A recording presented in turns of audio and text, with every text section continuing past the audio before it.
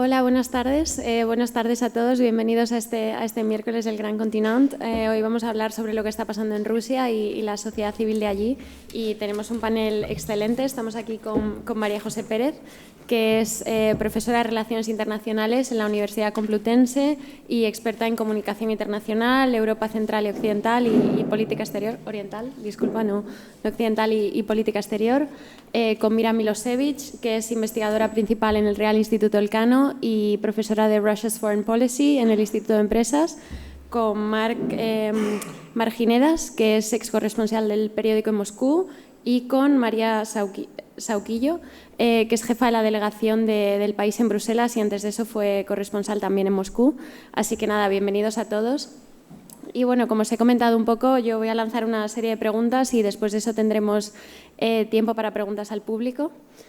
Entonces, bueno, así como pregunta principal, os quería preguntar un poco, porque han salido una serie de números sobre tanto los reclutas como las bajas, y están muy concentrados en zonas más rurales, más lejanas a los centros de poder, en minorías étnicas, es decir, en personas que no son étnicamente rusos, y digamos también a nivel socioeconómico hay bastante diferenciación tanto en reclutas como bajas. Y entonces, por lo que tengo entendido, parte de la lógica dictaría, ¿no?, que parte de la motivación de esto es un poco evitar, digamos, las revueltas en las grandes ciudades, y que se cree que a nivel social puede ser una manera, digamos, más segura de gestionar esto a nivel de la sociedad civil. Y quería preguntaros hasta qué punto esto es cierto, es decir, ¿es esa la motivación? Los números son los que son, y hasta qué punto no es arriesgado, es decir, no pueden surgir problemas sociales posteriores en estas áreas y descontento general. No sé cómo queréis empezar. Podemos, por ejemplo, empezar con los que estáis por Zoom. Marc, si te gustaría comenzar tú. Bueno, yo nada más que me había preparado cinco minutillos de un poco explicar en qué situación ha llegado, digamos, ese conjunto de ciudadanos que integra la Federación Rusa a la guerra, ¿no? O sea, un poco como lo que vivimos nosotros, en concreto María y yo, poco antes de tener que salir, digamos, disparados del país el 24 de febrero, porque las circunstancias se habían convertido en demasiado peligrosas para periodistas como nosotros, que habían tenido diversos problemas, ya sea con ministerios, ya sea con incluso el propio CSB, ¿no? Entonces, bueno, yo he hecho un pequeño resumen de 5 puntos. Lo primero es que estaba clarísimo que no había ningún tipo de entusiasmo por la guerra antes de. ¿Se me oye bien, no? ¿Se me oye? Te oímos un poco regular. Si no os importa, empezamos con los que están aquí, por si acaso se puede mejorar un poco el sonido de Zoom. Perdona, Marc. Vale. No hay... Bueno, continúa, no pasa nada. Vale, bueno, yo me acercaré al micrófono. Entonces, bueno, no había ningún tipo de entusiasmo, a diferencia de lo que produjo, digamos, la anexión de Crimea. Había una sensación de fatalismo, clarísimamente, en los meses de enero y principios de febrero en Rusia. Prácticamente había muy poco movimiento. Es algo que, por lo que a mí me cuentan la gente que todavía se queda allí, es algo que todavía existe. Es decir, las zetas solo están en los edificios oficiales. Y bueno, entonces evidentemente, digamos que la gran mayoría de los ciudadanos rusos, digamos que no ha empujado para la guerra, sino que se ha encontrado con ella y que tiene, digamos, que lidiar con ella, ¿no? No es una fuerza que digamos, que empuje a la élite hacia conflictos, en todo lo contrario, ¿no? Yo lo segundo que quería decir es que Rusia, precisamente en el año 2022, salía de un año muy complicado, muy complicado. Era un año en el cual habíamos vivido una pandemia, y durante esa pandemia habíamos visto signos importantes de descontento social, ¿no? Lo más importante es el hecho de que la vacunación con la vacuna Sputnik era bajísima, es decir, mientras que en Europa la gente buscaba como desesperadamente intentar vacunarse, en Rusia la vacuna estaba a disposición de la ciudadanía mucho antes incluso de lo que era en Europa para todo el segmento de la población, y literalmente recuerdo visitar los centros de vacunación y están literalmente vacíos, ¿no? Eso que revela pues una absoluta desconfianza del ciudadano hacia la élite, porque al fin y al cabo esta vacuna está producida por un instituto que se llama un instituto, digamos, gestionado por la élite, incluso por el entorno directo de Putin. Luego, tenemos que otros signos los podemos observar durante, perdón, durante la celebración de un pseudo referéndum para cambiar la Constitución. En ese pseudo referéndum yo recuerdo haber visitado el día la votación se prolongó durante bastantes días, pero vamos, recuerdo haber visitado los colegios electorales y literalmente había muy poca gente. Y me costó incluso en Moscú encontrar a gente que hubiera votado a favor. Había, pues eso, y además para el referéndum, pues bueno, en los colegios electorales se atraía a los electores, a los votantes, con música pop en la entrada de los colegios, se nos repartían bonos de lotería, etcétera, etcétera. Evidentemente, o sea, es decir, el liderazgo sabía precisamente que atraer al votante era muy complicado. Y luego lo segundo, yo creo, fueron las elecciones legislativas y provinciales. Las elecciones provinciales vimos por primera vez que el sistema ya no garantizaba mayorías abrumadoras en favor del poder. Se vio clarísimamente en las elecciones provinciales en Novosibirsk y en Tomsk, donde los candidatos, donde pese a el sistema, pese a las manipulaciones de la Comisión Electoral, con los candidatos opositores vinculados a Navalny consiguieron buenos resultados. Y luego las legislativas, que pudimos observar que a pesar de que los resultados ofrecieron una mayoría de nuevo a favor de Dina Yaroslavl, de Rusia Unida, los observadores decían que si verdaderamente no hubiera habido manipulación, el Partido Comunista, que había sido el partido que estaba apoyado por Navalny, como opción, ya que ellos no podían presentar candidatos, hubiera tenido más o menos la misma representación que el partido de Dina Yaroslavl. Entonces podemos deducir de esto que la sociedad rusa está bastante dividida, ¿no? Yo creo las cifras, manejamos las cifras de que se han salido de Rusia aproximadamente unos 900.000 personas, ¿no? Estamos hablando de casi un 10% de la población desde el inicio de la guerra, en diferentes oleadas, al principio del inicio de la guerra, luego con la última movilización. Y estamos hablando de gente que es joven, brillante, con buenos trabajos y que está muy dispuesta, en el caso de que las circunstancias cambien, está muy dispuesta a volver al país, ¿no? Porque esa gente ha dejado, recuerdo, por ejemplo, haber entrevistado al número 2 de un museo moscovita que se llama Garage, que bueno, para él, pues eso, pues intentó durante medio año trampear, mantenerse en Moscú, pero él era de tendencias homosexuales y entonces él lo que pretendía era pues intentar evitar, o sea, obviar que existía una guerra y intentar convivir con ella, ¿no? Pero llegó un momento en el cual cuando se decidió la movilización, él estaba de viaje para idearse por Europa, había salido de Rusia para irse por Europa y con una mochila, porque había salido en un vuelo low cost y no tenía más equipaje, decidió que ya no volvía y que pedía asilo político y empezó a vagar por Alemania y por Israel, ¿no? Y yo querría hablar un poco de la apatía, esa famosa apatía de la que se habla en Rusia, ¿no? Es una apatía que procede de digamos, o sea, es decir, los rusos, ¿por qué no se rebelan? ¿Por qué, pues, posible, después de todo lo que ha pasado, no se rebelan? Bueno, pues los rusos en el fondo lo que creen es que nada puede ser cambiado. No perciben que no hay nada en la vida que puede ser cambiado. Y entonces consideran que ellos no pueden hacer nada para cambiar la situación y a partir de ahí se callan, ¿no? Pero es algo que a partir del momento en que ellos perciban que un cambio es posible, esta situación puede cambiar muchísimo, ¿no? Y eso pues puede surgir a partir, pues eso, de un desarrollo inesperado de la guerra, de que la guerra empieza a afectar verdaderamente a la sociedad más educada y capitalina, que pueda haber cambios en liderazgo, las diferencias que puedan surgir y que supongan que el liderazgo acabe, pues eso, pues siendo tambaleado por alguna forma o por otra, ya sea que por pues algún problema que pueda tener Putin de salud, etcétera, etcétera. Entonces, yo querría decir que, bueno, que a pesar de que las situaciones, evidentemente, hay un cierto conformismo, como se decía, pues ese conformismo puede cambiar muy rápidamente. Muchísimas gracias, Marc. María, si te importaría seguir tú contándonos un poco cómo viviste la situación antes de salir y luego, bueno, un poco de manera más general, la situación de la sociedad civil, como hemos comentado. La pregunta que hacíais sobre el tema de las minorías, yo creo que es bastante interesante, ¿no? Porque creo que resume muy bien no solamente lo que está pasando con esta guerra de Rusia en Ucrania, sino también un poco la mentalidad imperialista y muy clasista de Putin y de todo su círculo, ¿no? Yo no estoy exactamente en la misma situación que Mark, porque yo en realidad salí de Rusia en enero del año pasado porque estaba bastante convencida de que Rusia iba a invadir.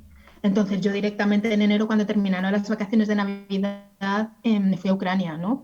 Ya había estado allí en noviembre y en diciembre del año pasado, o sea, del año anterior, ¿no? En 2021, y entonces la verdad es que había visto un poco la evolución, ¿no? Y entonces yo ya me había marchado. Pero el tema del reclutamiento de las minorías o de ciertas regiones, de personas de ciertas regiones, lo hemos cubierto bastante a fondo en el país, ¿no? Mi compañero que sigue en Moscú y yo y hemos hecho unas investigaciones bastante a fondo, hablando con familias de personas reclutadas e incluso con personas reclutadas, y las estadísticas están allí. O sea, no hay ninguna duda que, sobre todo durante las primeras oleadas de reclutamiento y durante las primeras movilizaciones ya de personas que estaban alistadas en el ejército, el Ministerio de Defensa ruso se nutrió sobre todo de personas de ciertas minorías, ¿no? Por ejemplo, de la región de Buriatia, de personas que son buriatios, ¿no? Un poco de una etnia parecida a los mongoles. Y Rusia y las élites de poder son bastante xenófobas, ¿no? Estamos hablando de un régimen bastante imperialista y xenófobo, que yo creo que con este sistema de reclutamiento ha tachado como dos variables, ¿no? La primera, que efectivamente así se buscan muchos menos problemas entre la población que tiene más poder, que en el fondo son lo que ellos consideran los rusos, ¿no? Los rusos eslavos, porque en Rusia no olvidemos que se sigue diferenciando entre lo que son ciudadanos rusos y rusos étnicos, que para nosotros en realidad de mentalidad un poco más europea y con tanta mezcla nos resulta bastante extraño cuando se hace esa diferencia de qué es un ruso étnico, ¿no? Pero para ellos esto que se llama ruso étnico muchas veces tiene que ver con las personas eslavas, ¿no? Entonces así el Kremlin aleja un poco los problemas de los círculos más de poder o de las grandes capitales, precisamente al hacer todo este reclutamiento ahí, pero es que además lo hace con ese espíritu que ha mantenido su régimen durante muchísimos años, ¿no? Es que es ese espíritu un poco clasista y xenófobo. Si nos ponemos a mirar un poco en el círculo que rodea a Putin, prácticamente todos los que tienen más poder son rusos como él, ¿no? Podemos obviar un poco el ministro de Defensa ruso, que es de Tuva, pero bueno, en general las cosas en Rusia son un poco así, ¿no? Y eso te lo encuentras también un poco en el día a día, ¿no? Cuando ves, por ejemplo, en Moscú o en otras ciudades anuncios para pisos en alquiler, personas, por ejemplo, que vengan de, no sé, de las repúblicas de Centroasia, que tienen mucho que ver con otras etnias que hay dentro del propio país, pues no sé, no se les alquilan los pisos, o sea, todo esto está sucediendo ahí. Pero creo que este tema del reclutamiento se adentra más, esto que decías de la queja, ¿no? De si así se quita problemas y movilizaciones.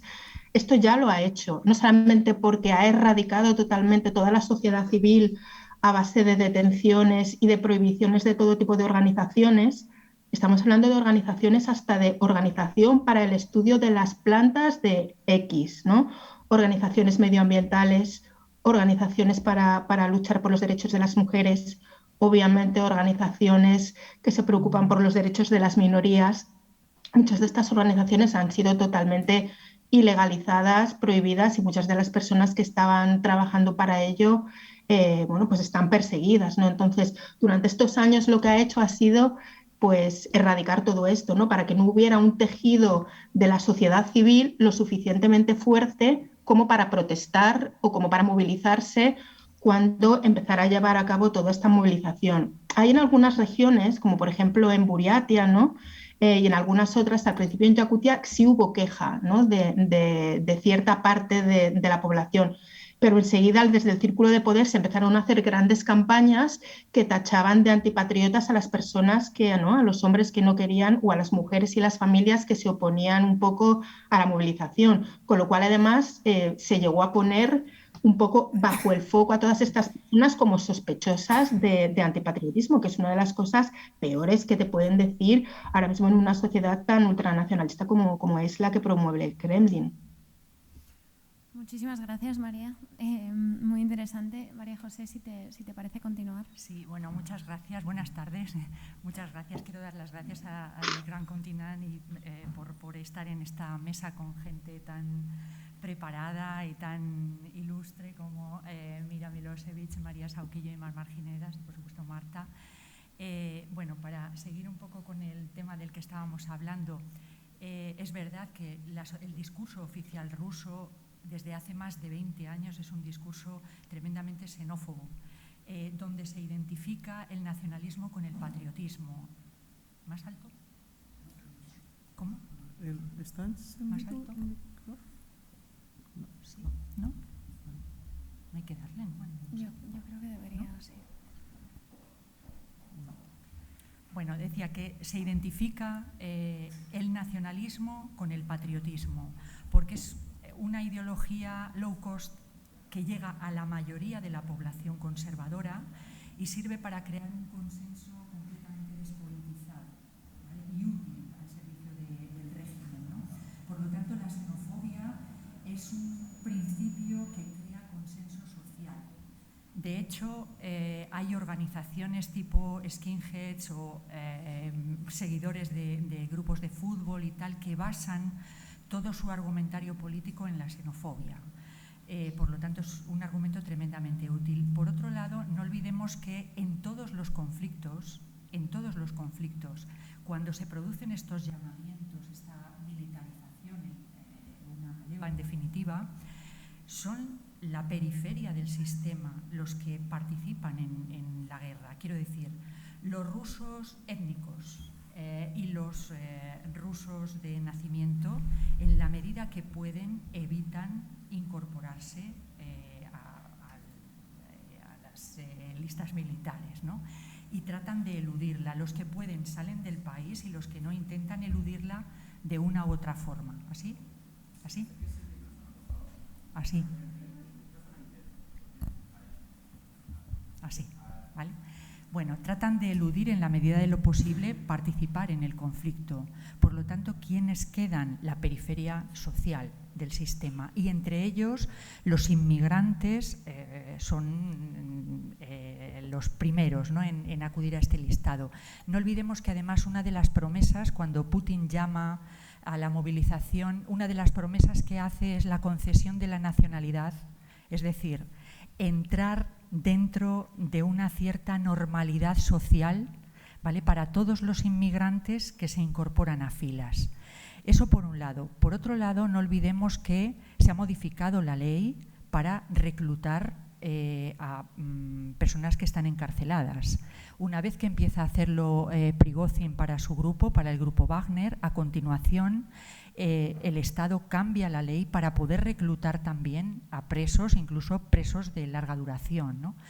Por lo tanto, yo creo que en cierta medida no perjudica al consenso ruso la participación de estas personas en la guerra, sino todo lo contrario. El consenso se sigue manteniendo porque los grupos sociales que apoyan, los rusos étnicos y tal, que apoyan al sistema, la élite del sistema, todavía no se está viendo afectada directamente por la guerra, ¿no? En ese sentido, creo que lejos de crear cierta inestabilidad, hace todo lo contrario, ¿no?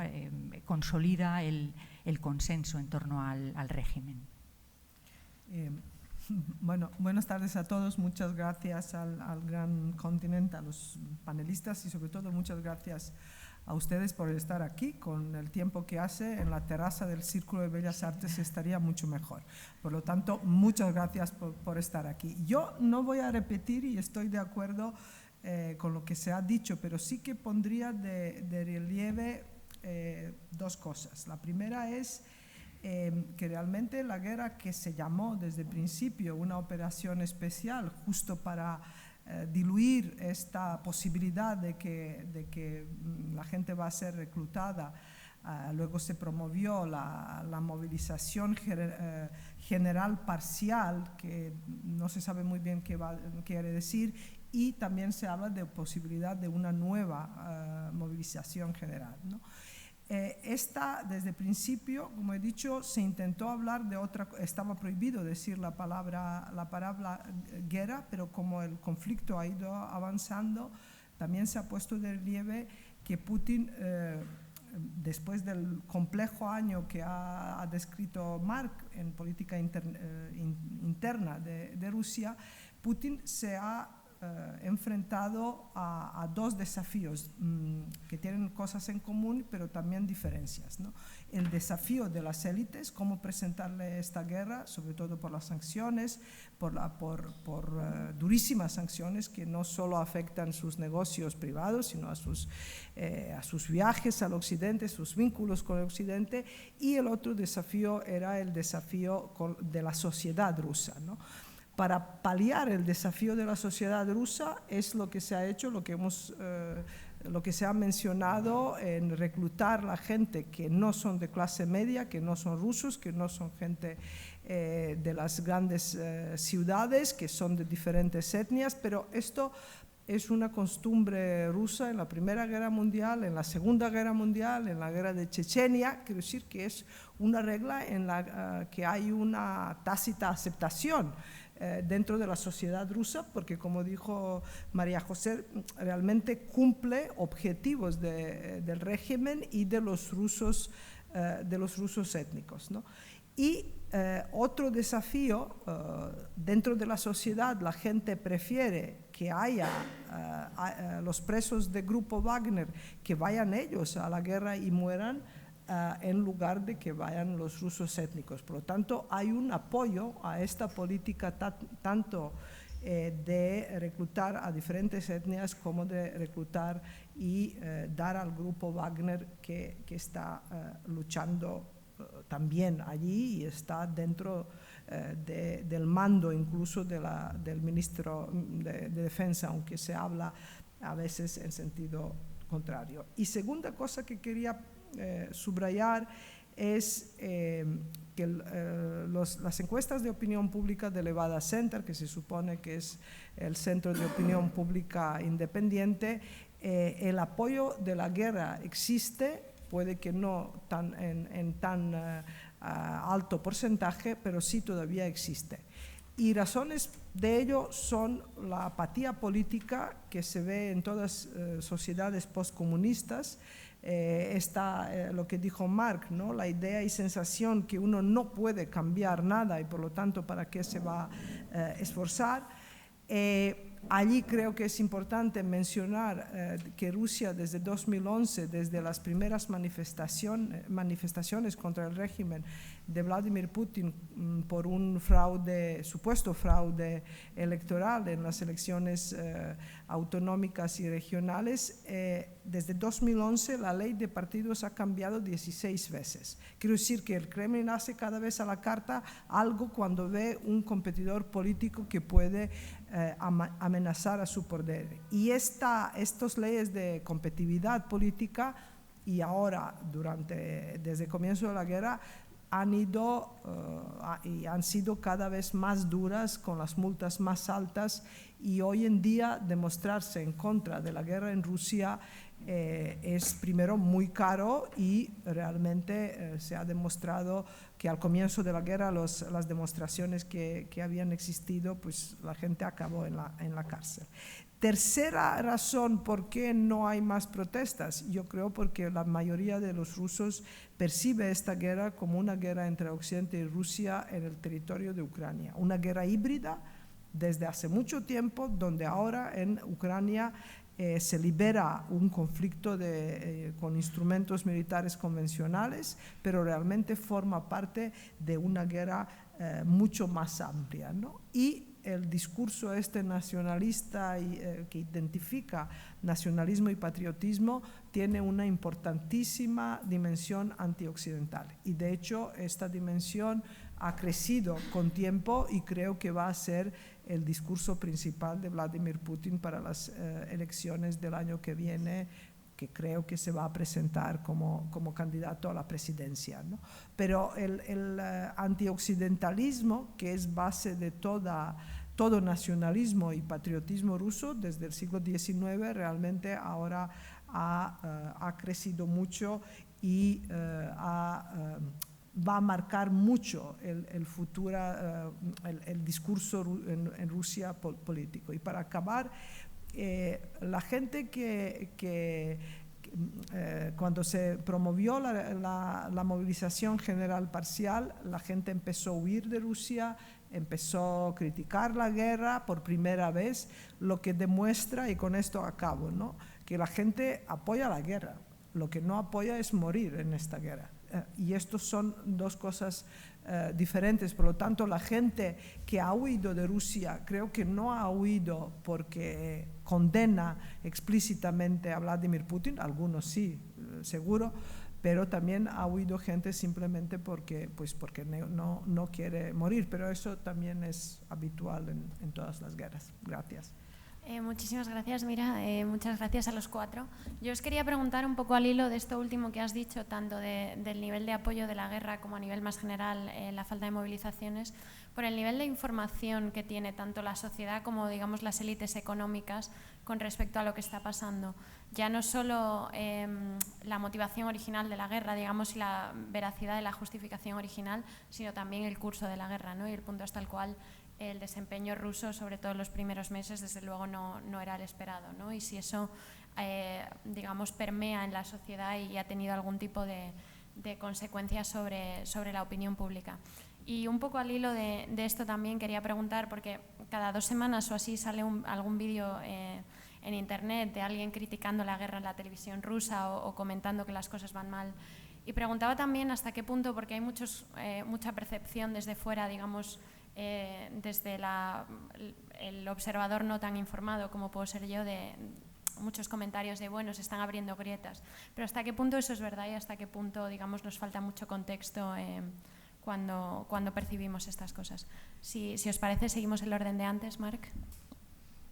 Bueno, a ver, yo pienso que la cosa de momento no puede permear porque simplemente hay es decir, en Rusia podemos decir que hay una parte de la sociedad que activamente apoya la guerra y una parte de la sociedad que activamente desprecia a Putin. Y luego hay una inmensa masa en el centro que ha decidido como que girar la mirada y no mirar hacia donde tendría que mirar, ¿no?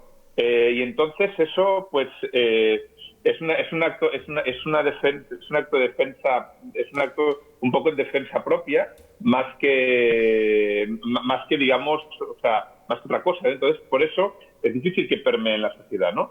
Pero yo creo que tarde o temprano yo creo que es una cuestión que tarde o temprano va a surgir. Es decir, sabemos que las bajas rusas en un año de guerra superan de largo los 10 años de bajas que se produjeron en Afganistán. Sabemos que si uno de los detonantes que produjo, que promovió la desintegración de la Unión Soviética es precisamente el que la sociedad soviética se encontró de repente con el espejo de lo que había hecho en Afganistán, ¿no? Estamos hablando ya de cifras de muertos y de heridos que superan Afganistán. Sabemos, por ejemplo, que esa gente, esos soldados, o sea, van a regresar a casa no como héroes, evidentemente, sino como, digamos, como soldados que han participado en actos que han supuesto violaciones importantes de derechos del hombre, crímenes de guerra, etcétera. No, además, en un país lejano, asiático, como puede ser Afganistán, con el cual no puede tener empatía, sino precisamente con el país de al lado, con el país hermano, con el cual la inmensa mayoría de los rusos tienen de alguna forma vínculos familiares, ¿no? Entonces eso es una cuestión de tiempo. Yo creo que la sociedad, pues un poco pues como pudo suceder durante la Alemania nazi, digamos que cierra los ojos o mira hacia otra parte, la inmensa mayoría de la sociedad, como un acto de autodefensa pero llegado el momento, evidentemente, tendrán que asumir, que enfrentarse a la realidad, ¿no? Y eso, pues bueno, sucederá cuando suceda. Pero, desde luego, yo creo que es un proceso que tarde o temprano surgirá. O sea, es decir, no es algo es inexorable que Rusia tenga que enfrentarse a este mes en el cual la guerra no solo no ha ido bien, no ha sido victoriosa, se ha tenido que retirar de varios lugares, los objetivos iniciales no se han cumplido y que además os ha dejado un reguero de un rastro bastante duro que será difícil de asumir para el país como tal, ¿no? Muchísimas gracias, Marc. María, ¿cómo lo ves tú también, habiendo estado allí hasta poco antes de la invasión? Preguntabas por el tema de la información y claro, es que hay que tener en cuenta que hay como dos tipos de personas en la sociedad, ¿no? Las personas que se alimentan básicamente del menú de la propaganda rusa, ¿no? De los canales estatales y de los medios estatales, que es bastante, y al que efectivamente estas personas les llegan pues toda la propaganda, ¿no? Todo este lenguaje de operación militar especial, pues que la guerra pues, no es una guerra, que es una operación para desnazificar Ucrania y toda esta sarta, ¿no? de propaganda, ¿no? Y toda la retórica sobre este discurso antioccidental que, como decía antes Mira, es básicamente el foco de la ideología y lo que cada vez más se va a ir extendiendo y se ha ido extendiendo todos estos últimos años precisamente para prepararse para esta situación. Y luego hay otra parte de la población que se informa todavía a través de medios independientes a los que puede acceder, por ejemplo, a través de los canales de Telegram, ¿no? Pero incluso mucha de esta parte de la población que se sigue informando a través de los medios independientes, en realidad, aunque sabe lo que está pasando, muchos no lo quieren asumir porque al final es su país, ¿no? Y es complicado. Yo esto lo he hablado con personas que están en Rusia, ¿no? Es complicado, por ejemplo, que se movilicen porque como nadie más se está movilizando, como no hay esa estructura, como no hay ese tejido social, pues les puede parecer mal, pero en realidad piensan, porque les han hecho pensar así, que no tienen las herramientas para cambiar las cosas, ¿no? Y todo eso se hace a través de todas estas campañas de información que además no solamente están en Rusia, ¿no? Porque estamos hablando de que el Kremlin tiene una maquinaria de propaganda muy potente, no solamente en Rusia, sino también en el exterior, ¿no? Y no solamente a través de sus canales estatales en otros idiomas, como por ejemplo en español, sino a través, por ejemplo, de agentes de influencia que están permeando en otras sociedades, divulgando ese mensaje del Kremlin, que esto en realidad, bueno, pues es una guerra contra Occidente y es culpa de la OTAN porque se quiso expandir hacia las fronteras de Rusia cuando Rusia es el país más grande del mundo y solamente hacía falta poner por escrito algo que todo el mundo sabía, y es que Ucrania, en realidad, cuando Rusia invadió esa invasión a gran escala el 24 de febrero, tenía escasísimas posibilidades de entrar en la OTAN, ¿no? Faltaba básicamente que se lo pusieran en un letrero iluminado, pero bueno, en el fondo lo que se divulga con todos estos canales de información es que esto es una guerra, efectivamente. Rusia tiene una guerra contra Occidente, pero que es Occidente el que provoca, ¿no?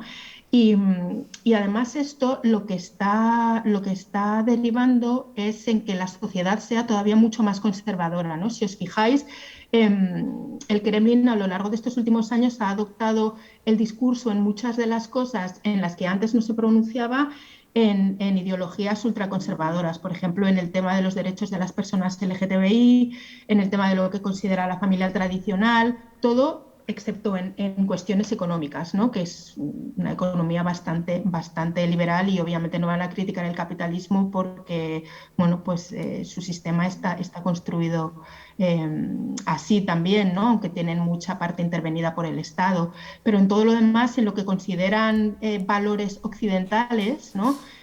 Por ejemplo, incluso el tema del feminismo, ¿no? Es una cosa que desde el Kremlin, pues no sé, está como mal visto, ¿no? Entonces, bueno, pues estamos hablando de este tipo de ejemplos. Muchísimas gracias, María. María José, si quieres contar tú. Sí, bueno, yo quería decir que creo que es muy difícil estimar una escala real de la oposición que hay, ¿no? Entre otras cosas porque en las encuestas está prohibido preguntar directamente por las actitudes que se tienen hacia la guerra a los ciudadanos. O sea que de entrada eso ya es complicado, ¿no? Por otro lado, no nos podemos fiar solo de los datos de participación en protestas abiertas, porque esas inicialmente en el mes de febrero, cuando empezó la guerra, el Partido Democrático Yabloko, por ejemplo, hizo una llamada para que se llevaran a cabo protestas online y hubo una respuesta por parte de 80.000 personas que firmaron una condena al conflicto, ¿no? Más de 500 organizaciones no gubernamentales, estudiantes, profesores respaldaron firmando una condena al inicio de la guerra, ¿no? Por lo tanto, es muy difícil estimar porque no hay unos datos verdaderamente objetivos, ¿no? Por otro lado, creo que el sistema ha sabido movilizar esa cierta apatía de una forma muy útil y es poniendo en marcha mecanismos que son casi de neototalitarismo, ¿vale? Elementos nuevos. Por ejemplo, dentro de la élite política ha desaparecido cualquier atisbo de pluralismo.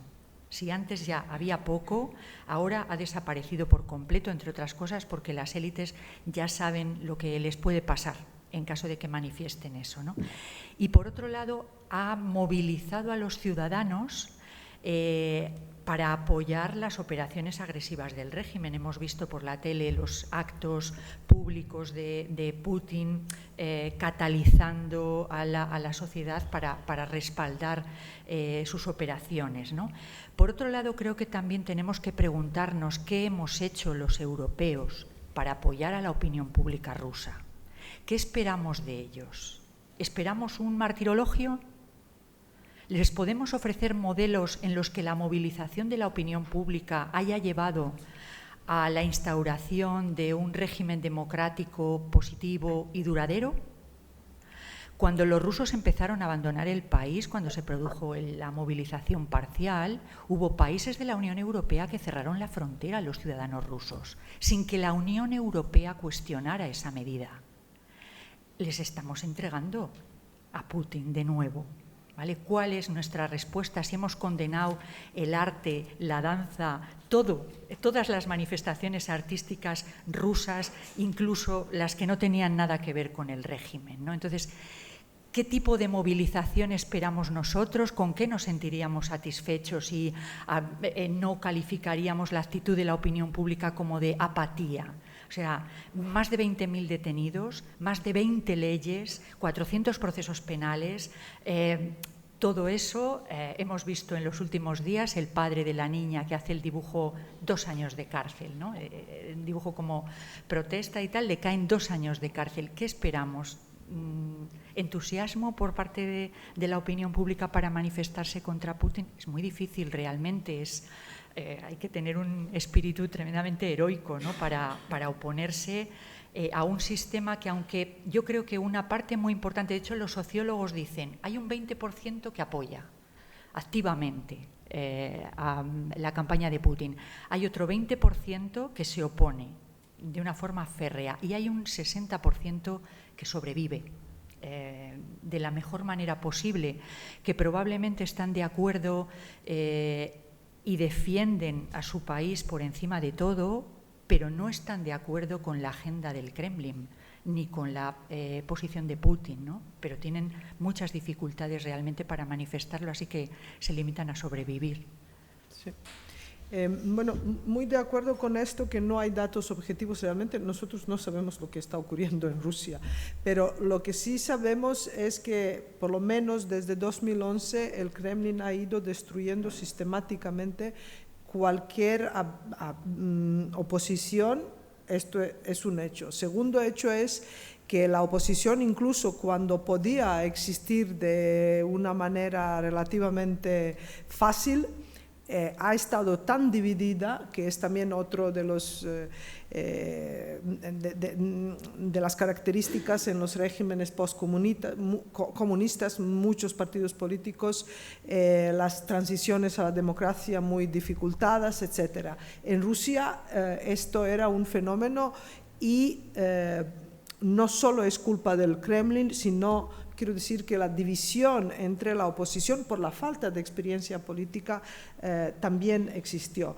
Y luego lo que dijo María, hablando de la información, creo que ya no hablamos de esta locura del objetivo de desnazificar a Ucrania. Nos pareció absurdo desde el primer momento, pero las narrativas sobre la Segunda Guerra Mundial y lo paradójico aquí lo que es que Rusia luchó con los aliados contra el nazismo, y ahora a estos países que eran aliados durante la Segunda Guerra Mundial les está acusando de nazismo, porque hace poco dijo que el Kremlin dijo que el portavoz que los países de la OTAN son una nueva alianza al estilo de Hitler. Quiero decir que hay una inversión absoluta de la historia y la gran guerra patriótica, que es lo que convierte a la Unión Soviética en gran potencia y que es, digamos, el mito más sagrado y sigue siendo de Rusia de hoy,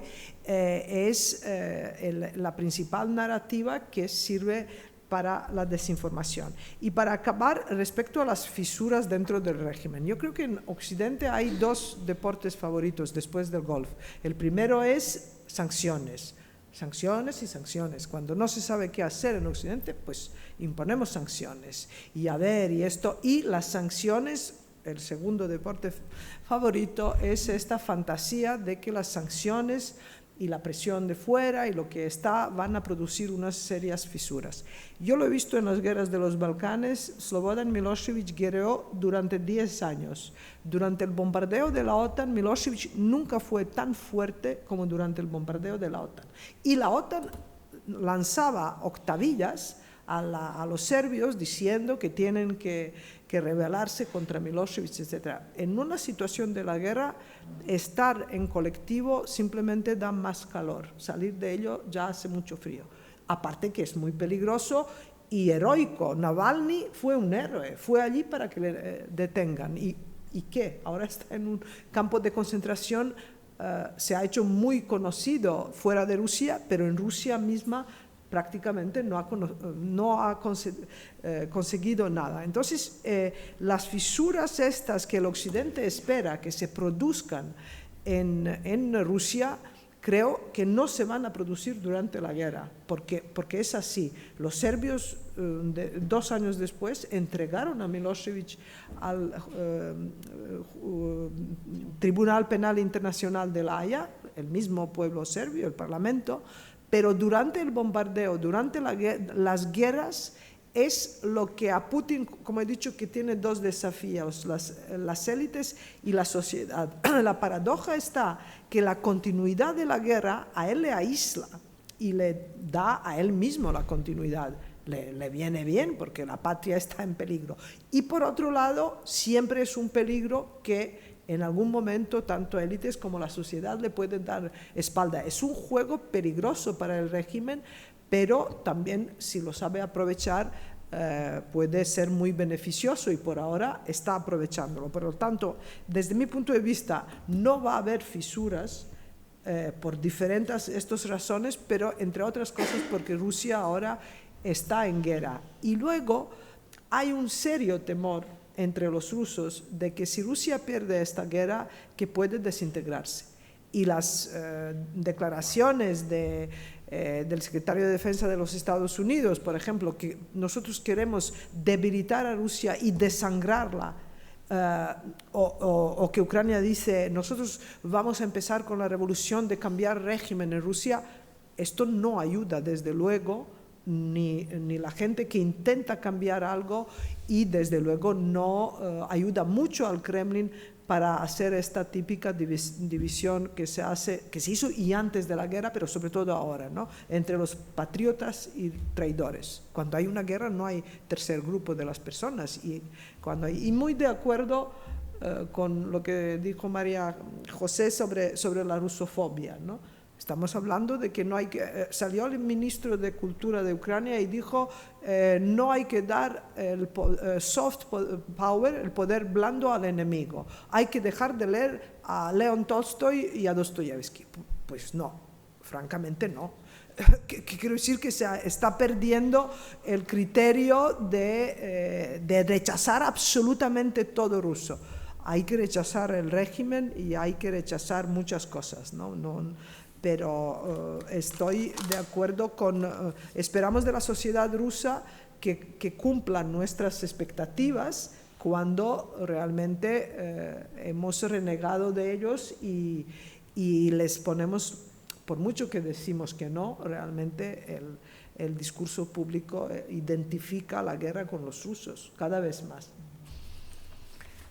Muchísimas gracias. Si os parece, voy a hacer la última pregunta y ya pasamos al público para que dé un poco de tiempo. Y va un poco al hilo de lo que comentabas de las fisuras, pero digamos con un ángulo un poco distinto. Y es que más o menos se ha escuchado desde el principio, esta guerra podría ser el fin de Putin. Y no tanto a nivel de sociedad civil, pero la semana pasada vimos la cumbre que hubo con Xi Jinping. Y mi pregunta va un poco al hilo de eso, ¿hasta qué punto, ya no dentro de la sociedad en sí, pero la élite gobernante, hay un límite a nivel de dependencia china? Es decir, la dependencia ha ido creciendo durante este periodo y hasta qué punto están dispuestos a aceptar, digamos, a cambio de unas pequeñas conquistas en Ucrania, un nivel cada vez más subordinado con China, y si podría haber cierto descontento entre las élites gobernantes con este tema. Y luego ya un poco más provocadora y para cerrar, como decía, se ha comentado un poco el tema del fin de Putin y desde luego a priori parece muy atractivo, pero ¿qué podría llegar después y hasta qué punto debería también darnos miedo, por así decirlo? Si os parece, seguimos el orden, Marc. Bueno, yo un poco sobre China, además me referiré a un viaje que hicimos con María Soquillo, muy poco a Buriata, muy poco antes de que esté la guerra. Yo creo que fue el verano anterior, ¿vale?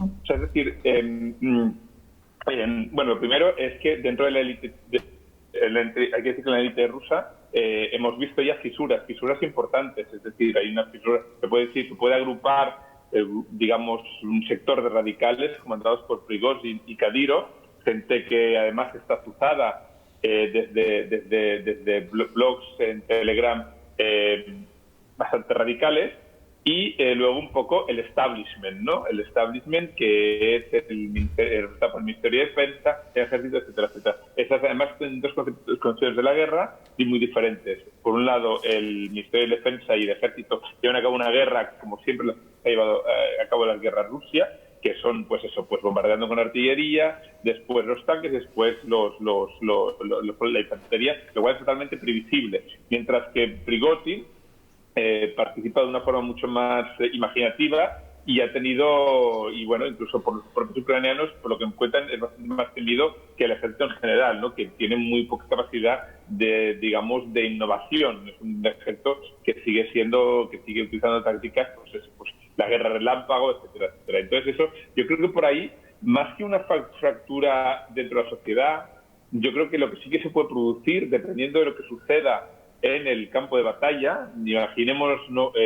Y que vuelva a haber una retirada, un desastre en el campo de batalla para Rusia, pues digamos que esas divisiones se pueden azuzar, ¿no? Preguntémonos qué puede pasar, por ejemplo, si cuando los ucranianos hacen una contraofensiva consiguen abrir un corredor que separe el único logro que han conseguido los rusos estratégico en esta guerra, que es unir por un corredor terrestre que es muy endeble tanto Crimea como Crimea con el Donbass. Sobre el tema de China, es decir, yo un poco recordando este viaje tan interesante que hicimos María y yo juntos a Buriatia, simplemente recordar un poco la enorme sospecha con la cual la población en la Rusia siberiana ve la penetración china, ¿no? Además es una penetración totalmente sin ningún tipo de límites, sin además aportar ningún tipo de valor añadido, ¿no? Yo recuerdo haber visitado con María los alrededores del lago Baikal.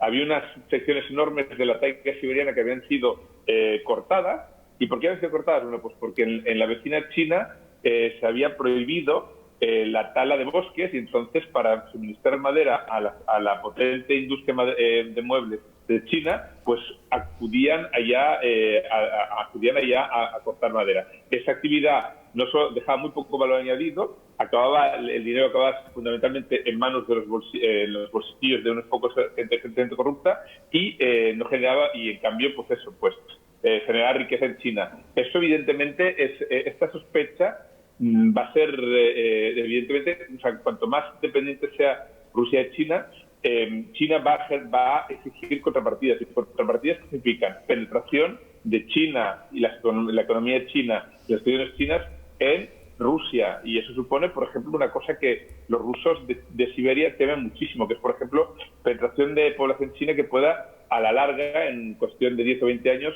alterar el equilibrio demográfico en Siberia. Estamos hablando de un país. Rusia y China no son aliados naturales. Es un país enorme, poco poblado, al lado de un país relativamente pequeño, enormemente poblado, con lo cual, desde luego, si se establece una alianza entre ellos, es en detrimento de uno y en favor de otro. Muchas gracias, Marc. María, si te parece. Yo creo que hablando primero del tema de China, ¿no? y mencionabas el tema de las élites económicas y de posibles fisuras por ahí. El tema de las élites económicas es que ahora mismo la élite económica básicamente le debe todo a Putin. Es un poco contigo, o conmigo o contra mí, ¿no? Porque a lo largo de todos estos años, a través de concesiones, etcétera, etcétera, ha ido creando todo un ecosistema de empresas, de oligarcas que le deben favores, etcétera, etcétera, ¿no? Que, bueno, pues que estas personas, a no ser que haya un cambio real de poder, no se van a revelar. Hay una anécdota interesante que yo creo que hemos publicado y se ha contado, ¿no? Igual os acordáis que yo creo que el propio mismo día de la invasión o al día siguiente, Putin citó a todos estos empresarios a los que llevaba dando largas varios días o varias semanas, les citó en el Kremlin para hacer una especie de conferencia pública, ¿no? Yo creo que fue exactamente el mismo 24 de febrero y ellos mismos esa mañana se habían enterado de la invasión a gran escala de Ucrania y que la cita que tenían en el Kremlin se mantenía. Y muchos de ellos han comentado después, algunas fuentes, por ejemplo, con las que yo he hablado comentaban después cómo Putin utilizó esta reunión para visibilizar públicamente, bueno, efectivamente esto lo he iniciado yo, pero mira, todos estos empresarios también están detrás, esto también es Rusia, vosotros estáis también aquí conmigo, ¿no? Porque este tipo de actos pues le gustan mucho a Putin y gustan mucho en el círculo del Kremlin. Sobre el tema de la dependencia de China, yo creo que por ahora Putin es perfectamente consciente que está echándose en los brazos de lo que él está llamando un amigo, y sí también lo llama un amigo, pero mientras tanto se están mirando de reojo, pero a los dos les está interesando. A Rusia porque ahora mismo tiene que cultivar pues los vínculos y los lazos con otros países, ¿no? Y a China porque se está beneficiando mucho de la guerra de Rusia en Ucrania, captando activos en Rusia, ¿no? Bueno, pues porque no solamente China, ¿no? También Turquía, por ejemplo, se está beneficiando económicamente bastante. Y China no se está solo beneficiando económicamente, sino también geopolíticamente, ¿no? Con esta alianza contra lo que él llama todos estos valores occidentales, ¿no? Y yo creo que esto, mientras a los dos les siga siendo útil, lo seguirán manteniendo. Y yo creo que esta es una de las razones por las que China, por ejemplo, ha lanzado este plan de paz, ¿no? Que es un poco complejo de vender como un plan de paz porque no diferencia, ¿no?, al agresor del agredido, y solamente hay uno de los puntos que no están básicamente escorados hacia Moscú, si os leéis este plan de 12 puntos. La última cosa que preguntabas, ¿no?, de qué podría pasar después de Putin, es que yo creo que no solamente estamos hablando de Putin, sino de una ideología un poco más amplia, que es el putinismo, ¿no? O sea, es que si hay personas incluso de ala un poco más dura que Putin en su círculo de poder, ¿no? Como por ejemplo la persona que encabeza su Consejo de Seguridad, ¿no?, Patrushev, que es todavía más duro y más halcón que Putin. Y yo creo que hay una cosa que puede ser interesante y a lo mejor la gente no recuerda, y yo creo que ha tenido mucho que ver en lo que ha sucedido, y es que durante toda la pandemia Putin ha estado súper aislado, ¿no? Él es una persona que tiene, se ha contado, ¿no?, más veces, él es una persona pues que no, pues tiene como un poco de miedo a los virus, que es una cosa perfectamente comprensible, pero él se aisló mucho en esa burbuja y limitó mucho las personas con las que se encontraba físicamente, ¿no? Esa burbuja suya eran básicamente personas de ese círculo más estrecho, en los que curiosamente han estado todas estas personas como del ala más dura. Entonces ha espaciado mucho los contactos con otras personas que no es que fueran del ala menos dura, pero sí que es verdad que eran personas, por ejemplo, que tenían activos económicos por ejemplo, en Europa y no en Emiratos o en los países árabes, como estas personas un poco de la ala más dura y a las que, bueno, pues es verdad que tenían personalmente mucho menos que perder, por ejemplo, si la guerra avanzaba con el tema de las sanciones. Y esto yo creo que ha sido una de las variables interesantes a la hora de decidir cuándo lanzar esta invasión a gran escala. Y esto también nos explica y nos da un ejemplo de qué podría haber después de Putin. Pues es que, como decía Mila, después de haber erradicado completamente a toda la oposición, o hay un tejido que la arrope, que puede ser incluso desde fuera de Rusia, ¿no? Donde hay organizaciones, incluso organizaciones feministas contra la guerra que se están movilizando a través de estas organizaciones partisanas que están haciendo mucho activismo, tanto fuera como dentro de Rusia, y organizaciones opositoras, o hay un tejido que arrope esto, o ahora mismo lo que puede haber es otro Putin. Muchísimas gracias, María, muy completo. María José, sí. Sí, bueno, totalmente de acuerdo con María.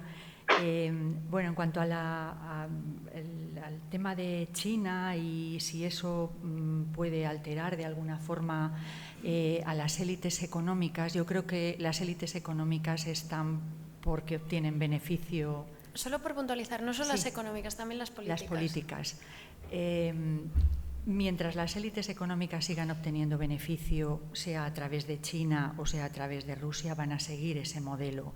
De hecho, yo creo que uno de los puntos más importantes del viaje de Xi Jinping ha sido no solo el valor simbólico de visitar a Putin después de que se hubiera emitido la orden de arresto, sino conseguir que el yuan se convierta en la moneda de relaciones comerciales de Rusia en África, en Asia o en América Latina. Ese es un éxito absoluto para Xi Jinping, ¿no? Y las élites económicas rusas, lógicamente, se van a beneficiar también de esa situación, ¿no? Élites políticas, no hay fisuras, como decía Mira, no se las conoce todavía. Tenemos o al sector más radical, tipo Kadyrov, Prigozhin y similares. Ojo, que dentro de ese sector radical hay un sector partidario de continuar la guerra hasta sus últimas consecuencias, pero no olvidemos que dentro de un sector conservador podemos hablar de Navalny, una persona desconocida, como decía Mira, desconocida dentro de Rusia y que además no tenía un programa político. Quiero decir, fue Europa, fue Occidente quien nombró a Navalny como, bueno, un posible opositor, pero no, detrás de él no había ningún programa político concreto que ofreciera al país, ¿no? Navalny tiene un discurso tan patriota como el de Putin. O sea, no es un líder pro-occidental en su discurso. Realmente hay un partido absolutamente minoritario que ha conseguido en las elecciones anteriores alguna representación en ayuntamientos y en sectores, en elecciones regionales y locales, una representación mínima, que es Yabloko, que es prácticamente el único partido democrático que hay, y sus aspiraciones o sus posibilidades de convertirse en alternativa son nulas, ¿no? Por lo tanto, yo en estos casos siempre me acuerdo, el año pasado cuando empezó la guerra, yo estaba impartiendo la asignatura de Política Exterior de Rusia y tenía muchos estudiantes rusos que habían venido con un convenio. Recuerdo una estudiante de origen armenio, rusa de origen armenio, que me dijo: mira, nosotros estamos en contra de Putin, pero él nos ha metido en esta guerra y es el único que nos puede sacar. No hay nadie más en Rusia que nos pueda sacar de la guerra que él. No hay alternativa. Sí. Bueno, yo me voy a centrar en la respuesta sobre China, porque creo que una de las claves más importantes de esta guerra es China. Pero después de Putin estará putinismo. Si a Putin ahora le da un infarto, aunque lo dudo, creo que su heredero sería Nikolai Petrushev, que es el presidente del Consejo de Seguridad Nacional. Pero no quiero alargarme. La cuestión de la relación entre Rusia y China es tormentosa en pasado, tienen enemigo común, que es los Estados Unidos, tienen visión común y esta es una de las del gap, del abismo entre visión occidental y de Rusia y China. Los occidentales creen que en Ucrania, en Taiwán o donde sea, tenemos que defender el orden liberal internacional creado después de la Segunda Guerra Mundial y después de la Guerra Fría. Rusia y China creen que este orden se acabó. Y para Rusia no es que Rusia ha destruido este orden con su invasión de Ucrania, sino que ha invadido Ucrania porque el orden ya no existe, porque Rusia no ha cuajado, no ha encontrado el papel en este orden. Por lo tanto, tanto Rusia como China hablan del orden internacional post-occidental, del orden multipolar, hablamos de dos cosas diferentes. ¿Por qué creo que va a ser la clave China? Pues primero, francamente, yo no tengo pruebas, pero creo que Rusia hasta ahora ha aguantado esta guerra de alguna manera en sentido económico, geopolítico, político y militar gracias a China. China está comprando hidrocarburos rusos con un gran descuento y creo que no tengo pruebas, repito, a través de Irán, que Rusia China vende drones a Rusia, pero sobre todo vende los microchips, que son necesarios prácticamente hoy en día para todo, ¿no? Por lo tanto, China no quiere que Rusia pierda esta guerra porque cualquier derrota significaría la victoria de los Estados Unidos. Y China esto no quiere. Eso no quiere decir que se va a implicar directamente en la guerra. Creo que en ningún momento, como dijo María claramente, su plan de paz no es aceptado por Occidente, pero sí que creo que es atractivo para el resto del mundo. Las sanciones económicas las ha impuesto 16% de la población mundial, que produce 62% del PIB mundial, es verdad, pero el resto del mundo, como India, como África del Sur, como muchos países de América Latina, simplemente quieren que se acabe la guerra. No hablan de la paz justa, no les interesa cómo, quieren que se acabe la guerra. Y allí creo que China ya intenta jugar un papel muy importante, porque además de presentar este plan de paz, lo que China quiere decir, nosotros tenemos un plan de paz, por lo menos ustedes no, ustedes lo que quieren aquí es prolongar la guerra para desangrar a Rusia, no tienen ningún interés en alcanzar un acuerdo de paz. Y esta narrativa no solo que pone a China en papel de un gran mediador, sino también en una alternativa y en una visión del orden internacional. Y para acabar, ¿cómo en todo esto se encuentra Rusia? Pues será junior partner, es verdad, pero también Rusia ha sido junior partner a pesar de la dependencia económica que ha tenido con la Unión Europea, también lo ha sido, sobre todo porque no ha tenido el derecho de veto a la ampliación de la Unión Europea, a la ampliación de la OTAN, y es lo que Rusia quería. Por lo tanto, tampoco se ha visto integrada en un mundo del Occidente para no irse ahora con China. Rusia siempre se ha ido a Asia cuando le iba mal con Occidente, y desde el siglo XIX hay 3 escuelas que definen lo que sería interés nacional y de la política exterior rusa, ¿no? Los famosos occidentalistas, que creen que el lugar de Rusia es Europa, los paneslavistas, que creen que Rusia tiene un destino común con todos los eslavos, y el tercero es la visión de los euroasianistas, que ven a Rusia por su ubicación geográfica entre Europa y Asia. Y Rusia siempre ha sido un péndulo, cuando le va mal con Europa, pues va hacia Asia. Y esto ahora me temo que va a ser por muy largo tiempo, y que realmente China está encantada porque se puede aprovechar mucho, y Rusia, a pesar de todo, a pesar de que va a ser allí hermano mayor, también está encantada, porque teniendo China a su lado le garantiza no perder la guerra y sobre todo no estar aislada mundialmente con las sanciones impuestas por Occidente. Por lo tanto, yo creo lo que dijo una vez un chino que vino a España y yo le pregunté por su relación con Rusia, él dijo, le voy a resumir en una frase, no siempre juntos, pero nunca uno contra el otro. Y creo que esta va a ser el lema de las relaciones de Rusia y China por mucho tiempo y que China va a tener un papel importante en esta guerra de varias maneras, ¿no? Muchísimas gracias, muy claro. La verdad es que vamos un poco mal de tiempo, pero como hemos dicho que habrá preguntas, pues os quería preguntar si alguno tiene alguna pregunta. Si hay alguna más, yo creo que las cogemos todas. Genial. Hola, bueno, esto es un poco largo y encaja con un poco de lo que habéis hablado. Quiero enfocarlo sobre todo a la población civil rusa. Y es un poco el... No oímos nosotros. ¿Se me escucha? Que no se me escucha. Quizás que la digan y vosotros la repetís. Sí, que es sobre todo enfocarlo a la población civil rusa.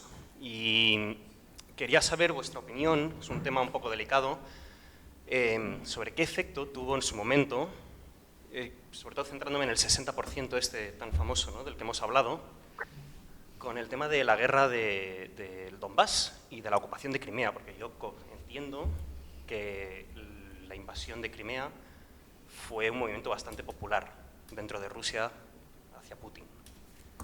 Pero no sé cuál ha sido el desarrollo o qué tipo de información han podido recibir la población civil rusa en cuanto a la guerra del Donbass, relacionándolo un poco con esto que habéis comentado de que muchos rusos étnicos tienen relaciones familiares, incluso con Ucrania, y cómo eso ha podido... Claro, estamos hablando de una guerra, creo recordar, del 2014, o sea, cómo a lo largo de estos años eso ha podido afectar a la visión que existe ahora de antioccidentalismo que se está, entiendo, asentando entre la población menos politizada dentro de Rusia. Muchas gracias. Tenemos dos más en esa fila y luego ya creo que hay que cortar con el... ¿Tú tenías una pregunta? Sí. Hola, muchísimas gracias por el evento primero.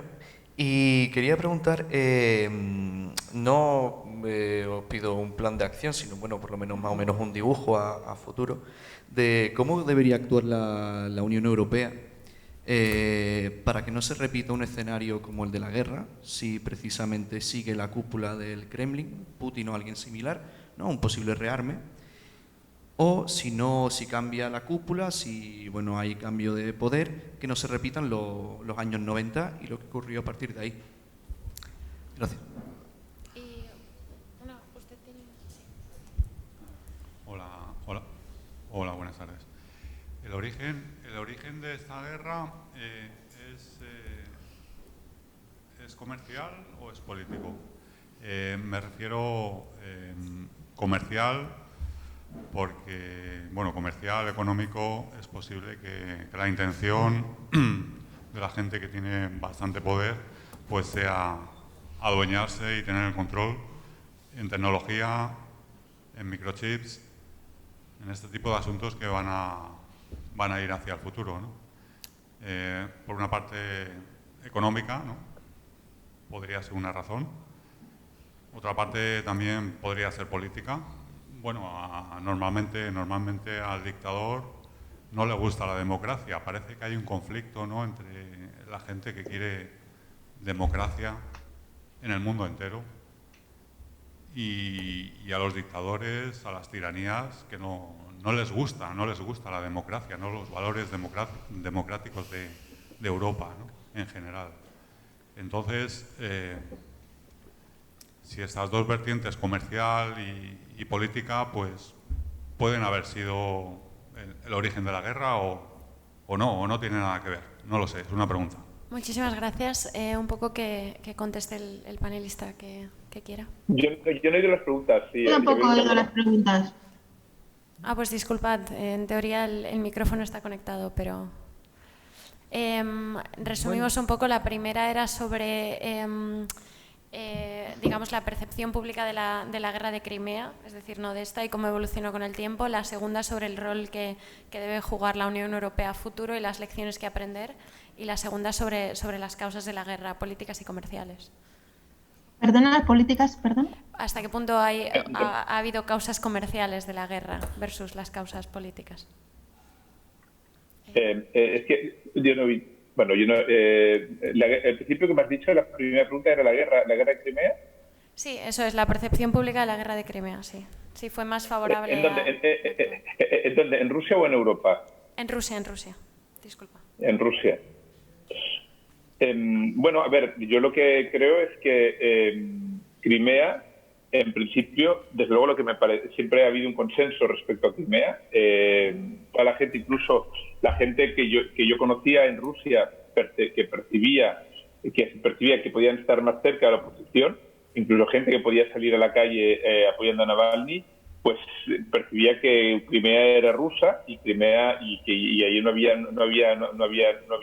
digamos, vuelta de hoja, ¿no? Eso es algo que ese consenso, pues bueno, vamos a ver hasta cuándo se mantiene. Está claro, por ejemplo, que dentro de la propia Crimea, Rusia, desde luego, cuando yo estuve allá, me pareció que aquello era pues más parecido a lo que era un lugar asfixiante respecto, o sea, donde la propaganda allí era totalmente omnipresente. Se había levantado, por ejemplo, en el centro de la ciudad una estatua de Caterina la Grande, que es la que había anexionado el país. Allí, por ejemplo, a diferencia de Moscú, era imposible articular ningún tipo de discurso alternativo. Y tú, por ejemplo, pues veías en las tiendas souvenirs, etcétera, etcétera, donde veías pues omnipresente la imagen de Putin, etcétera, etcétera, ¿no? Es algo que de momento, bueno, pues que los rusos consideran que es suyo y consideran que es un paso que su país tenía que dar, ¿no? Y eso les ha devuelto un orgullo que yo creo que este orgullo este orgullo que tenían ellos, que había, digamos, redimido la humillación que había sufrido el país por la desentelación de la URSS, se está disolviendo a medida de que la guerra no está teniendo los efectos esperados y no está haciendo el paseo militar que ellos esperaban, ¿no? Muchísimas gracias. No sé si os gustaría preguntarnos. Lo que ha dicho Marc, yo añadiría una cosa que también lo he visto en las guerras de los Balcanes, y lo que está ocurriendo ahora en Rusia es, digamos, la prueba de que los imperios mueren de la manera agónica y lentamente. Lo que ocurrió en los años 90 en la antigua Yugoslavia está ocurriendo ahora en el espacio postsoviético. Y allí hay un elemento de que no se habla. Cuando los estados comunistas tenían unas fronteras administrativas que, como pensaban que van a ser eternos, no les importaba. En Yugoslavia, pues Bosnia, por ejemplo, nunca había existido como un país y existía como una república. En caso de Crimea, desde 1873 perteneció a Rusia y en 1954 Khrushchev la dio bajo administración de Ucrania, pensando que la Unión Soviética va a durar mucho. Cuando colapsa el comunismo, las fronteras administrativas se convierten en las fronteras internacionales. Y para mucha gente, y esta es la actitud como es, hay desinformación, hay mucho del orgullo nacional, y respecto a Crimea, los rusos están simplemente convencidos que Crimea es suya. Por esta percepción de que las fronteras administrativas realmente no son las fronteras internacionales, y por eso muchas veces aprueban, más allá del orgullo, aprueban la actitud en este caso del Kremlin. Pero puedo decir dos cosas respecto a otras dos preguntas. Una de la Unión Europea que me parece muy importante. Lo que vemos con esta guerra y lo que sabemos es que durante la Guerra Fría Occidente ha tenido una estrategia que se llamaba contención. El objetivo de esta estrategia era conseguir cambio de régimen de la Unión Soviética o ir debilitándole hasta que colapsa. Lo consiguió, pero después de la Guerra Fría, Occidente no tuvo ninguna estrategia para Rusia. tuvo un wishful thinking de que integrando Rusia en sistema capitalista, en la Organización Mundial de Comercio, Rusia se va a primero convertir en un país capitalista y luego en democrático, que es, también lo pensábamos de los chinos, ahora ya no lo pensamos, ¿no? Pero no es una estrategia. Después de la guerra de Georgia en 2008, y después de 2014, ¿qué ha hecho la Unión Europea y el Occidente? Ha hecho 5 pilares de la política exterior. Pero estos pilares son un instrumento, no son una estrategia. Por lo tanto, hoy en día nosotros tampoco, la única estrategia que tenemos son las sanciones. Sanciones, sanciones y sanciones. Y realmente creo que no pensamos, Rusia es un vecino y como vecino tiene derecho al ascensor o a la escalera común, porque es vecino. Y eso tendremos que garantizar a Rusia después de todo, después de que hemos dicho todo lo que hemos dicho de los rusos, pero sigo pensando que hay que dejar al pueblo ruso que haga los cambios internos. Los rusos no son imperialistas y antidemócratas por su ADN, tienen una historia, no los justifico, pero creo que corresponde al pueblo ruso de cambiar su régimen y no a nadie de fuera. Y respecto a la tercera pregunta, el origen de la guerra tiene que ver con colapso del comunismo, de estas fronteras administrativas que se reconocen como internacionales y la gente de repente ve Ucrania es un país que no existió hasta 1991, la parte fue de Polonia, otra parte fue de Rusia. El origen de la guerra, si hay que resumir mucho, es consecuencia de 2 fracasos. Uno de Rusia de influir en Ucrania, que es lo que quería, un gobierno títere, y otro fracaso es del Occidente de disuadir a Rusia de esta guerra, ¿no? Pero hay razones, pero yo no destacaría razones económicas y comerciales como primeras, sino geopolíticas. Rusia no se puede permitir a perder Crimea, por ejemplo. Es para ellos Mar Negro, están dispuestos a usar armamento nuclear. Yo destacaría más razones geopolíticas y, por supuesto, políticas que sí, que tienen que ver con que no quieren un régimen democrático, un gobierno democrático al lado del régimen de Vladimir Putin, ¿no? Pero es muy complejo y sobre todo es el narcisismo de la pequeña diferencia que es lo que más produce conflictos, ¿no? Porque son 2 pueblos muy cercanos. Bueno, voy a hacer un par de apuntes concretos. En el caso de Crimea y el Donbass, Crimea fue muy conflictiva, incluso en el 8 de diciembre del 91, cuando se reúnen, cuando no se ha desintegrado la Unión Soviética y se reúnen los presidentes de Rusia, Bielorrusia y Ucrania, hay una negociación entre Yeltsin y el presidente Khrushchev, porque el presidente Yeltsin le dice, no, pero Crimea tiene que ser para Rusia. Y la pensadora, por calificarla así brevemente nada más, a Hélène Carrère, en uno de sus libros que lo publica como en 2002 o 2003, los 6 años que cambiaron al mundo, dice que Gorbachov y Yeltsin han cometido 2 errores muy graves. Esto lo dice 2002-2003, por ahí, dice. Uno de ellos fue que Yeltsin en esa negociación no obtuvo ningún documento por escrito del presidente ucraniano de que Crimea pudiera pasar a manos rusas. El presidente ucraniano le dio largas. Esto ya lo hablaremos más tarde. Primero tenemos que acabar con Gorbachov y con la Unión Soviética y tal. Ya hablaremos más tarde del tema de Crimea. Por lo tanto, no hubo ningún documento por escrito. Y el otro aspecto que dice Hélène Carrère es el fracaso de Gorbachov para conseguir un documento por escrito de que la OTAN nunca se iba a acercar a las fronteras. En los 2 casos, dice ella, y fíjate en qué fecha, advierte, estos 2 errores de no tener un documento por escrito van a tener muchas consecuencias para Rusia, ¿no?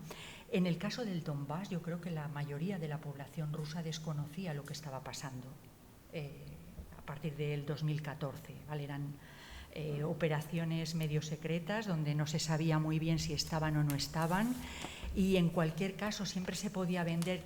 Ten en cuenta que el Partido Comunista de Ucrania fue muy importante en la etapa de la Unión Soviética porque Rusia no tenía partido comunista, todas las demás repúblicas lo tenían. Por lo tanto, ¿en quién se apoyaba los rusos? En los ucranianos, en los comunistas ucranianos, ¿no? En lo que Gorbachov llamaba el clan de Dnipropetrovsk, ¿vale? Era el clan de la Novorosilla, del Donbass. Por lo tanto, yo creo que los rusos, la mayor parte de ellos, desconocían desde el 2014 lo que estaba pasando allí. En el caso de Crimea, el propio Gorbachov declaró que por fin Crimea había vuelto de donde nunca debió haber salido, ¿vale? Y luego, en cuanto a los orígenes de la guerra, yo creo que es una guerra multifactorial. Y aquí hay responsabilidad de todo el mundo, de los primeros, de los líderes ucranianos, que no pensaron en sus ciudadanos, nunca. Unas veces se iban hacia Rusia, otras veces se iban hacia la Unión Europea, cumpliendo los objetivos que la mayor parte de los miembros de la Rada tenían. Los miembros de la Rada eran mayoritariamente oligarcas. Por lo tanto, se iban donde había negocio. No pensaban que la composición cultural y étnica de su país, que es muy delicada, podía romperse. Eso por un lado. Jugaron a sus propios intereses personales, no pensaron en los intereses de los ciudadanos ucranianos.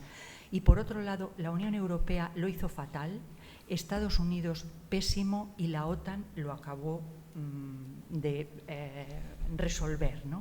Por lo tanto, es una guerra en la que hay muchos factores y creo que lo que no ha pensado nunca nadie era en los propios ciudadanos ucranianos. Esos quedaron abandonados desde el primer momento, ¿no?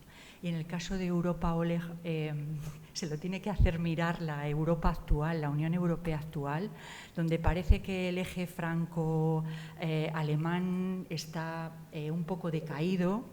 Y ahí está Polonia liderando una parte de las iniciativas y bueno, tirando de una cierta, de un ansia un tanto militarista, ¿no? Por parte de la Unión Europea en el conflicto. Creo que está habiendo un cambio de eje significativo dentro de la Unión Europea.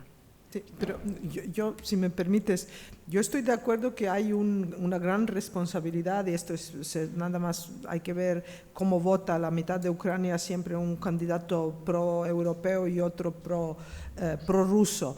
Pero no hay nada que justifique una desproporcionada agresión que Rusia está haciendo en Ucrania.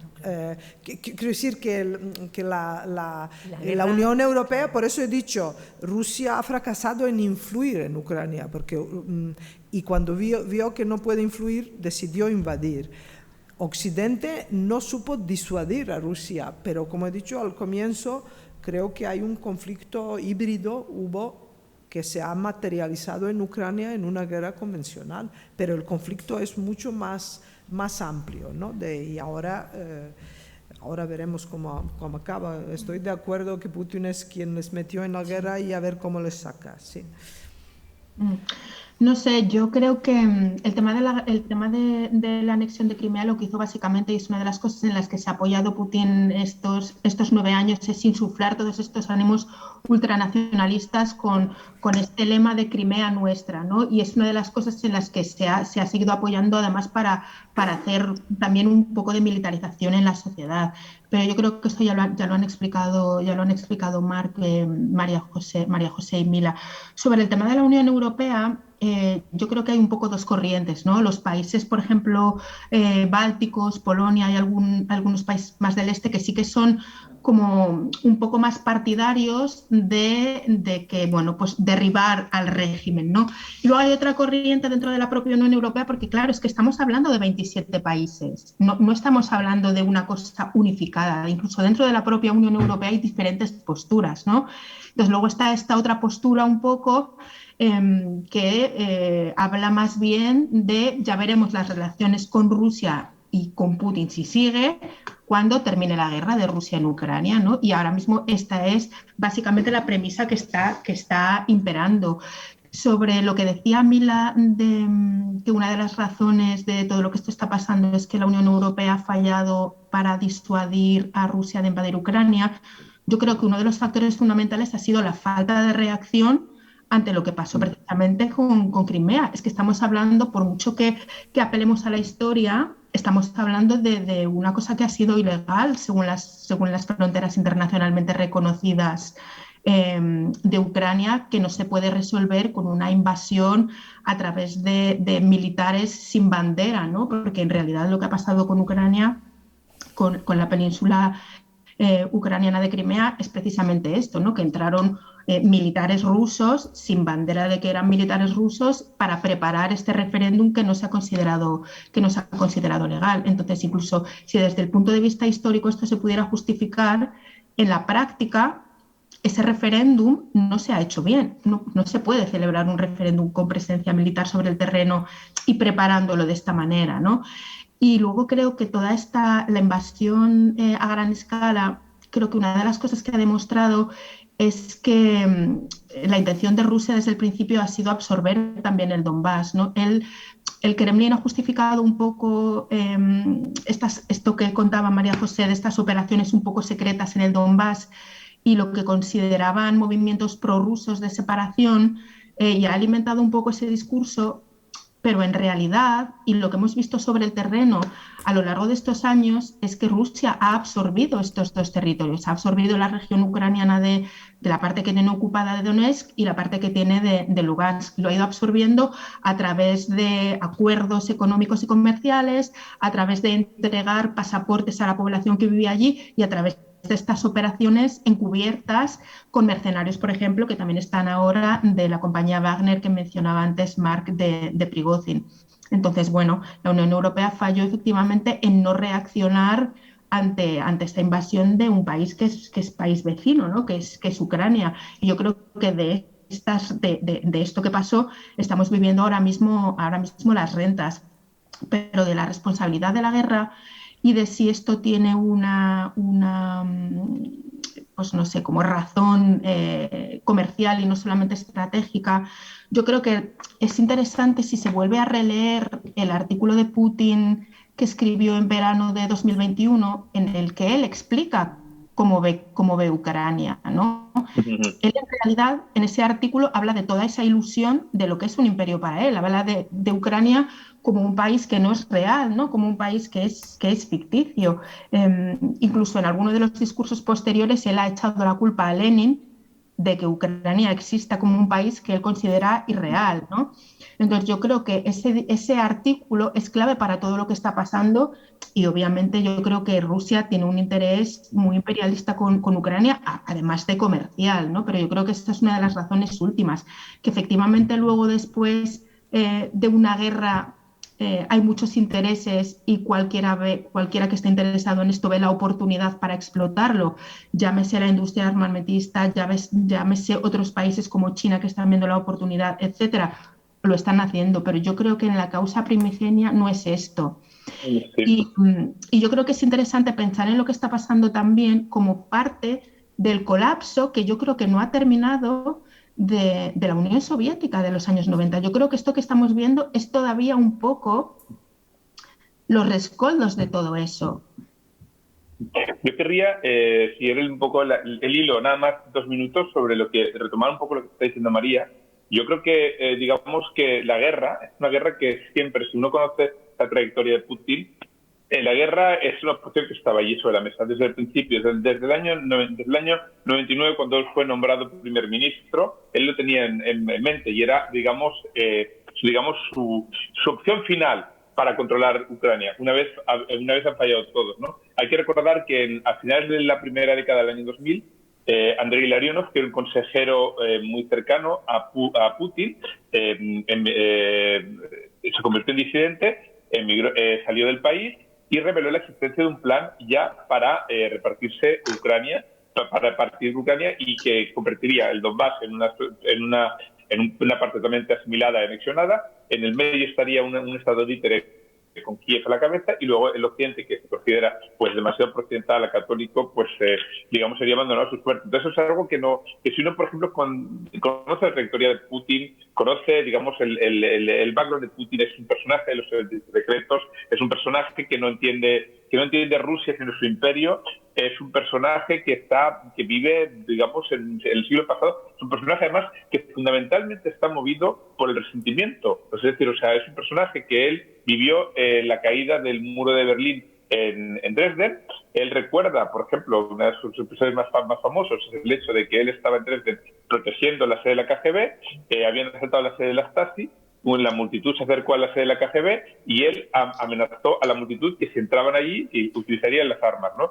Viendo lo que está sucediendo, él acudió a una base soviética cercana, pidió ayuda ante el hecho de que y la base soviética dijo que mientras Moscú no diera la autorización no iban a utilizar la fuerza. Es un episodio que sin el cual no se puede entender a Putin, ¿no? Putin desarrolla resentimientos. Si uno ve su discurso cuando él lanzó la guerra, es un discurso plagado diciendo: yo vengo aquí, esta guerra está lanzada para retomar, para rehacer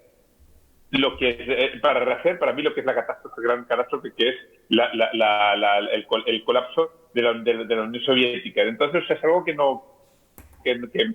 es algo que a cierto punto, pues visto lo visto, y pues era un poco inevitable, ¿no? O sea, y la guerra era una que estaba sobre la mesa, y que el actual liderazgo y además incluso no hay que olvidar que no estamos hablando solo en las condiciones en las cuales se ha declarado la guerra, ¿no? Es decir, o sea, primero Putin vio el momento oportuno, que es la guerra de Afganistán, el colapso de Occidente en Afganistán, el hecho de que consideró que era el momento adecuado, era un momento débil, Occidente estaba débil, y lo segundo, que había no solo una con la condición de que Ucrania no entrara en la OTAN, sino que había una condición de reescribir por completo la arquitectura de seguridad de la Unión Europea. Es decir, los países del antiguo Pacto de Varsovia deberán pedir permiso, deberán contar con el visto bueno de Moscú para los despliegues militares de la NATO. Eso es volver a reescribir los resultados de la Guerra Fría por la puerta de atrás y recuperar un poco por la puerta de atrás la teoría de los países con soberanía limitada.